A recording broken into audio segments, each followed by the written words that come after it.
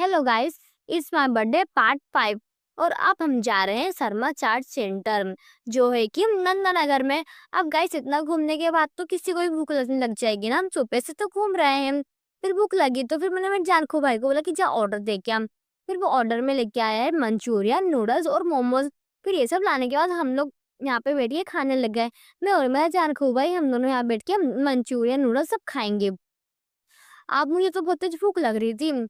फिर मेरा जान खाऊ भाई के शर्ट में मंचूरियन के दाग लग गए। मैंने बोला पगलू, तो बोलता चल कोई बात नहीं, अब होते रहता है, मैं धो लूंगा।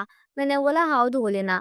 फिर उसके बाद हम निकल जाएंगे घर की ओर। फिर अब हम निकल चुके हैं घर की ओर और फिर हम पहुंच जाते हैं घर। और घर आके देखा तो मेरे पापा जी ने मेरे लिए केक ला के रखा था। गाइस मैं तो सरप्राइज ही हो गई थी, मुझे तो इतनी खुशी हो रही थी ना। फिर मुझे केक काटने के लिए चाकू नहीं मिला तो फिर मेरी दादी ने मुझे चाकू दिया।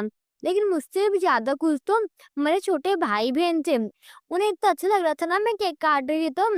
फिर मैंने केक काटने के बाद मेरी दादी को केक खिलाया और उसके बाद फिर मैंने मेरे पापा को भी केक खिलाया और उसके बाद मैंने मेरी बुआ को भी केक खिलाया। अब सबको केक खिलाने के बाद मैंने काटा एक और पीस, क्योंकि मेरे को मेरे जानखो भाई को भी तो केक खिलाना था।